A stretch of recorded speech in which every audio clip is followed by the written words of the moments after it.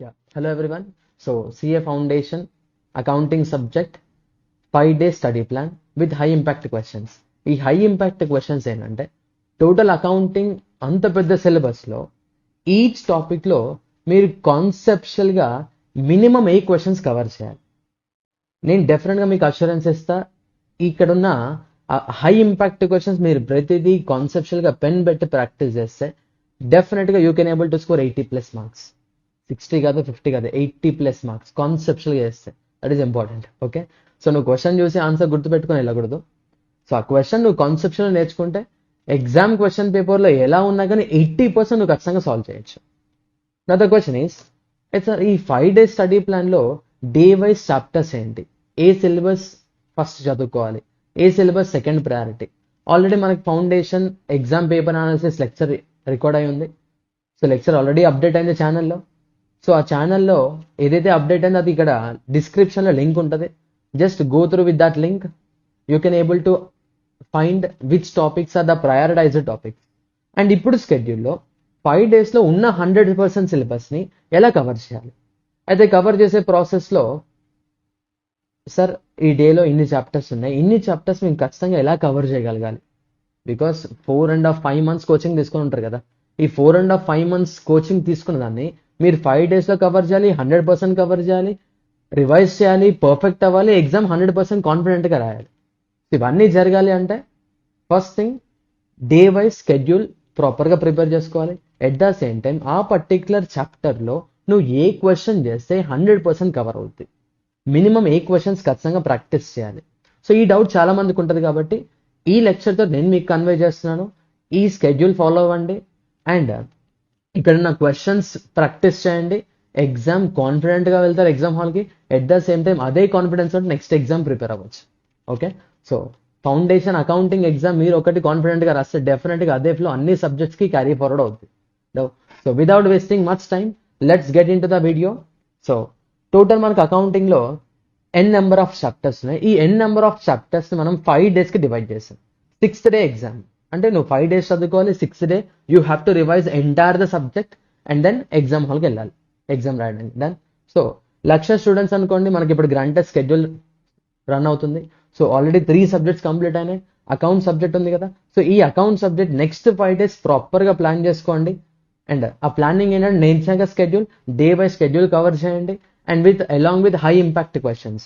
ఆ స్కెడ్యూల్లో ఈ హై ఇంపాక్ట్ క్వశ్చన్స్ ఖచ్చితంగా కంప్లీట్ అవ్వాలి. ఓకే, సో ఫస్ట్ day 1 చూద్దాం. సో day 1 మనం కవర్ చేయాల్సిన టాపిక్స్ ఏంటంటే journal entries, ledger, trial balance, subset books, cash book, rectification of errors and bank reconciliation statement. అమ్మో ఇన్ని టాపిక్స్ కంప్లీట్ చేయాలి sir day 1. Yes you have to be, because 4.5 months జరిగిన syllabus నువ్వు 5 daysలో complete చేయాలంటే ఖచ్చితంగా హెక్టిక్ స్కెడ్యూల్ ఉంటుంది. So ఆ హెక్టిక్ స్కెడ్యూల్లో ఇప్పుడు బీఆర్ఎస్ అనే టాపిక్ ఉంది. ఒక 15 questions ఉంటాయి. 15 questions చేస్తేనే బీఆర్ఎస్ కంప్లీట్ అయిందని అజంప్షన్లోకి వెళ్ళొద్దు. సో ఆ 15 questions ఏ క్వశ్చన్స్ చేస్తే రిమైనింగ్ క్వశ్చన్ చేయాల్సిన అవసరం లేదు. సో ఆ బేసిస్లో నేను high impact questions document ready చేశాను. సో ఆఫ్టర్ దిస్ నేను హై ఇంపాక్ట్ క్వశ్చన్స్ లిస్ట్ చూపిస్తా. So based on that at least ఆ high impact questions compulsory conception నేర్చుకోండి. డెఫినెట్గా 100% సిలబస్ కవర్ చేయొచ్చు 5 daysలో. Okay, so first day topic is journal, ledger, trial balance, subset books, cash book, BRS and rectification. And second day topic is capital and revenue expenditure, inventories, depreciation, bill of exchange and accounting policies. మీరు observe చేసే ప్రతిరోజు ఒక theory topic ఉంటుంది. First day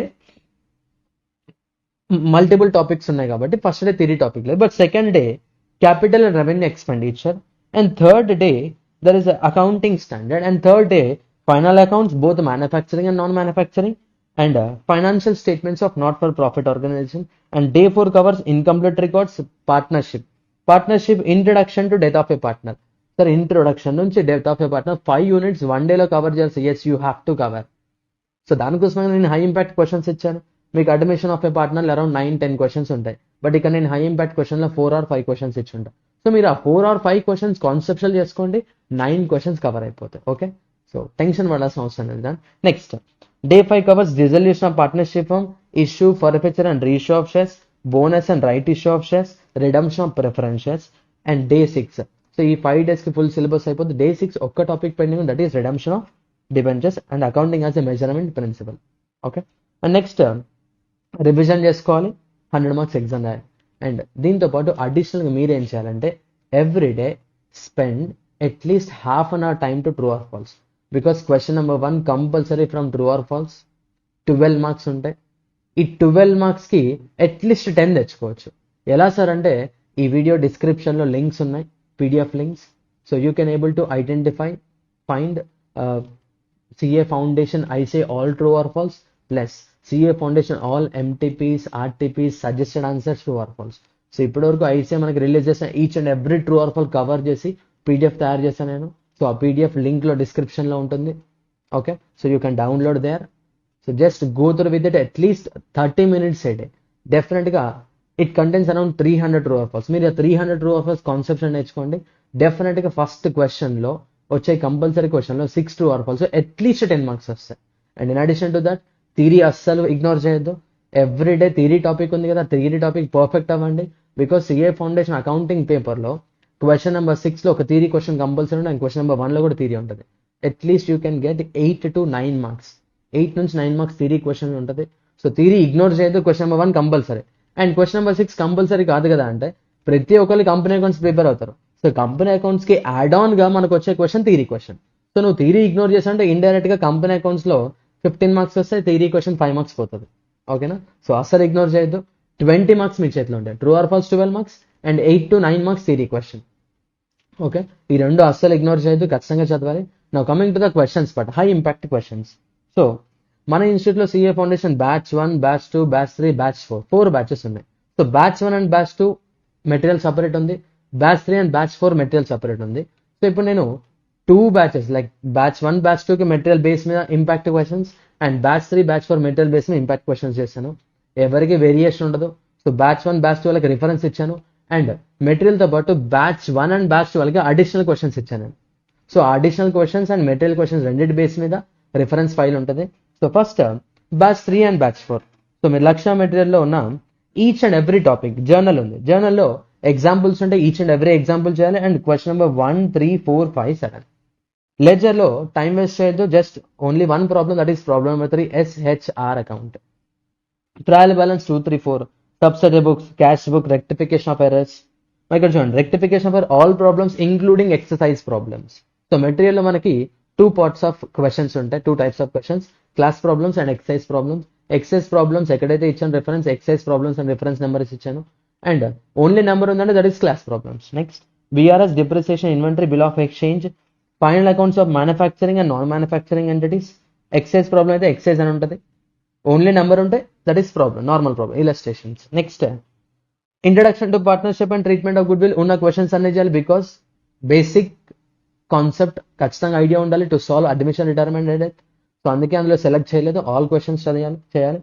next admission, retirement, death, dissolution of the partnership of newly added topic, అన్ని questions చేయాలి. Introduction to company ఒక question ఉంటుంది, that is for preparation of balance sheet, ఈజీగా ఉంటుంది, చేయొచ్చు మీరు. And issue for future, re issue compulsory, and issue of debentures you have to prepare all the questions. Issue of debentures అన్ని questions చేయాలి. And bonus and right issue, redemption of preference, redemption debentures and accounting for GST. ఇక్కడ all and reference ఉన్న ప్రతిదీ material each and every question చేయాలి, ఏది miss చేయొద్దు. And numbers ఏవైతే కూడా అక్కడ నెంబర్స్ ఉన్న క్వశ్చన్స్ చేయండి, సరిపోద్ది. Okay, and for batch 1 and 2 ఇక్కడ చూడండి, బ్యాచ్ 1 and 2లో all examples, problems and additional problems and difference ఇచ్చాను. Additional problems. So additional problems అంటే మీకు సపరేట్గా తర్వాత డాక్యుమెంట్ ఇచ్చాం కదా, ఆ డాక్యుమెంట్లో ఉంటుంది, అది రిఫర్ చేయాలి. అయితే ఇప్పుడు సార్ మా దగ్గర లక్ష్య మెటీరియల్ లేదు కదా సార్, మేము ఏది ఫాలో అవ్వాలి సార్ అంటే, ఇప్పుడు డిస్క్లోజ్ అవుతుంది కదా స్కెడ్యూల్. లక్ష్య మెటీరియల్ జస్ట్ అంటే 1 and 2, బ్యాచ్ 1 and 2 కాదు, బ్యాచ్ 3 and 4.